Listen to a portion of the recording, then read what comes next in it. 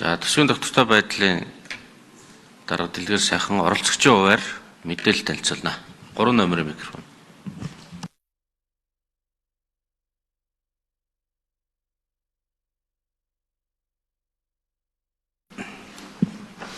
За сайн байцгаана уу, та бүхэнд энэ өдрийн мэндийг хүргэе. Төсвийн доктортой байдлын зөвлөл сая хурлаан даргалагчийн хэлсэний дагуу оролцогчоор саналаа илэрхийлж байгаа. За Монгол улсын төсөв ер нь яаж яваад байгаа юм? За нийслэл болон орон нутаг дээр гарч байгаа энэ тодорхой асуудлууд Монгол улсын төсвийн нэгдсэн байдал бодлогод хэрхэн нөлөөлөх вэ гэдэг талаар бид та бүхэнд өөрсдийн хийж байгаа чиглэлийнхээ өрөөнд мэдээлэл өгье. За Монгол улсын төсвийн доктортой байдал төсөв гэдэг зүйл бол үндсэн хууль, төсвийн тухай хууль, төсвийн доктортой байдлын тухай хууль, өрийн удирдлагын тухай хуулиар зохицуулагдж байдаг.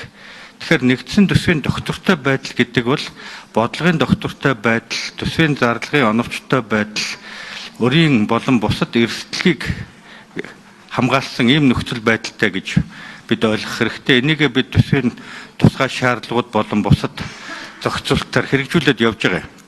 За төсвийн доктортой байдлын үндсэн зорилтуудыг бид харахтаа нэгдсэн төсвийн доктортой байдал гэдэг зүйлийг ирээдүйд Монгол улсын төсөв эрсдэлгүй ямар нэгэн асуудалгүй байх ёстой, төсвийн хариуцлага сахилга баттай байх ёстой бөгөөд эрдэс баялагын орлогоор нөхөн сэргээгдэх баялаг бүтээх буюу төсвийн орлогыг нэмэгдүүлэх чиглэлд эдийн засгийн хөгжлийг дэмжсэн ийм байдалтай байна гэж үзэж байгаа. За та бүхний өмнө энэ төсвийн тоо баримтууд байна. За Монгол улсын төсөв өнөөдөр 32.9 их найдаар батлагчаа явж байгаа. Энэ тоог дурдж байгаа шалтгаан бол Монгол улсын нэгдсэн төсвийн энэ тоон дотор төсөв улсын болон орон нутгийн бүх төсвүүд багтаж явах ёстой. Энэ тоо бол Монгол улсын 26 оны бүх төрлийн төсвүүдийн нийтдээд хязгаар юм аа. За бидний зүгээс барьж байгаа бодлого бол энэ төсвийн энэ доктортой байдал гэдэг бол дотоодын нийт бүтээгдэхүүнд эзлэх зарлагын хувь хэмжээг бууруулах буюу төрийн оролцоог бууруулах чиглэлд ажиллаж байгаа гэж үзэж байгаа. Сүүлийн 2 жил бол төсвийн зарлагын хязгаарлалтыг бол засгийн газраас сайн хийсэн байдаг. За гэтэл энэ дээр үүсэж байгаа асуудал нь юу вэ гэдэг нь их чухал. Монгол улсын төсвийн урсгал зардалд хэлээд байгаа. За манай зөвлөлийн өгч байгаа дүгнэлтүүд дээр бол ерөөсөө төсвийн урсгал зарлалын тэлэлт нь хөрөнгө оруулалтын зардлын орон зайгаа шахаад гаргачих.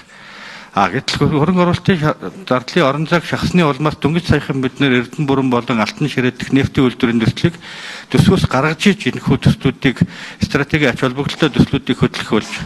За энд байгаа энэ 8 их найд гэдэг байгаа тоон дотор улсын төсвийн орон зай үнэхээр багассан. Улсын төсвүүдээр өнөөдөр бид нар 2-3 их найдын асуудал ярьдаг. За 27 он дээр бол бид нар бүр төсвүүдээр 2.2 их найд төгрөг улсын төсвүүдээр ярьж байгаа. Тэгэхээр энэ нэгдмэл бодлогын дагуу энд хязгаарлагдаж шийдэгдэх ёстой гэдэг асуудал бол сүүлийн үед Улаанбаатар хотын төсөв болон түүнийг дагаад бусад аймаг орон нутаг руу халдварлах шинжтэй болж эхэлж байгаа. Томоохон төслүүдийг нэгдсэн бодлогоос гарцсан орон нутгийн бие даасан байдал гэдэг рүү оруулснаас болоод зарим нь бол улсын хурлаас зөвшөөрлгүйгээр засгийн газраас эрхийн олгоод бонд гаргаа явж байгаа юм төслүүд байгаа. Тэгэхээр энэ дээр бид нар анхаарах ёстой. Нэгдмэл тэгэхээр Монгол улс бол нэгдмэл улс. Тийм учраас төсвийн доктортой байдлын зөвлөлийн зүгээс харж байгаа зүйл бол бүх зүйл орон нутгийн бие даасан байдал байж болох боловч Монгол улсын хөгжлийн бодлогод нийцсэн төсвийн хязгаарт баригдсан тэр төсвийн бодлогыг л бид цаашдаа барих ёстой. За тэгэхээр сүүлийн үед бол энэ систем өөрөө алдагдах эрсдэлтэй байна. За бид уулуурхаан баялагаас орж ирж байгаа орлого, аж ахуй нэгжийн орлогуудыг сүүлийн 10 гаруй жил орон нутаг руу нэлээд хүчтэй шилжүүлсэн. За энэ нь бол орон нутгийн ялангуяа сүүлийн үед Улаанбаатар хот дээр гарч байгаа тэр асуудлууд бол энэ татваруудыг шилжүүлсэнтэй холбоотой болон мөн Улаанбаатар хот бие дааж цалинтай холбоотой, татвартай холбоотой бие дааж шийдвэрүүдийг гаргасан төсвийн бодлогоос гадна нэгдмэл улсын макро эдийн засгийн бодлогын хувьд тодорхой хэмжээний гажуудлуудыг үүсгэх гэдэг нь гэж харж байгаа. За дараа нэг асуудал байгаа нь урд оны үлдэгдлийг бид төсвийн тухай хуулийн 57-гийн 3-аар ашигладаг болчихсон. Урд оны үлдэгдлийг ашиглаж байгаа энэ байдал бол биднэрт их асуудалтай байгаа.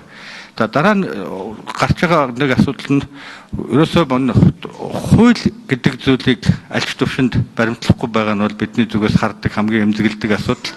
Төсвийн тухай хуулийн 57-гийн 2 дээр бол яг харахгүй орон нутгийн төсвийг алдагдalgүйгээр баталж хэрэгжүүлнэ гэж байж идэг. Хязгаарт байх ёстой гэж бас байж идэг. Тэгэхээр төсвийн хууль эрх зүйн орчин үнэхээр сайн боловч энийг бид баримтлахгүй бол төсвийн сахилга бат алдагдана. Энэ нь эргээд нийгмийн сайхан зөргөөр нөлөөлөх юм а гэсэн ийм зүйлийг харж байгаа юм. За та бүхэнд харж байгаа Монгол улсын нэгдсэн төсөв бол улсын төсөв, үндэсний баялагын сангийн төсөв, нийгмийн даатгал. За гүцгээ сонсчоо. Төсвөөс бүрднэ гэсэн юм. Энэ дотор бол багтж байгаа гэдгийг дахин сануулъя. Монгол улс нэгдмэл улс гэдгийг мөн сануулахыг хүсэж байна. Учир нь өнөөдөр бидний энэ гаргаад байгаа олон их найдын энэ төсвийн хөрөнгө оруулалтын зарлагууд энэний үр ашигтай байдал нь баталгаажаагүй байгаа байдал энэ сонсголоос бол харагдаж байна. Хэрэгжилт хангалтгүй байгаа байдал харагдаж байна. Энэ эргээд Монгол улсын нэгдсэн төсөв дээр Монгол улсын төсвийн алдагдлалд нөлөөлөд.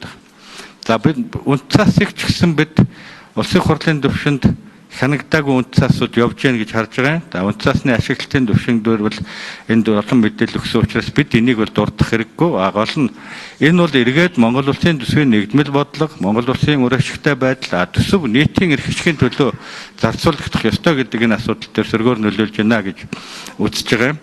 За тэгээд төсвийн энэ нэгдмэл байдлыг бид нар алдагдуулснаар бол энэ төсвийн алдагдлыг өсгөх, төсвийн тусгай шаардлагууд баримтлах.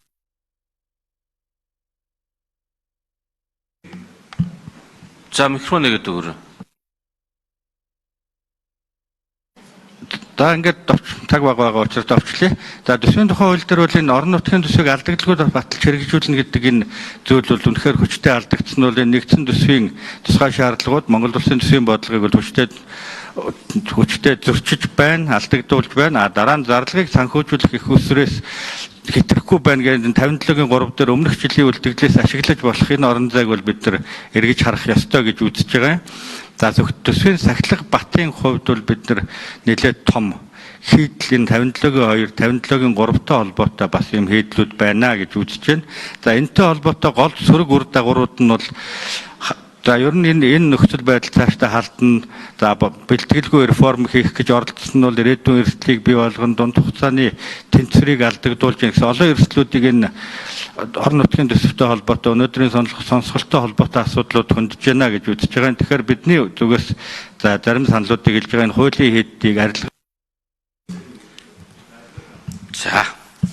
За баярлалаа. Цаг дуслаа.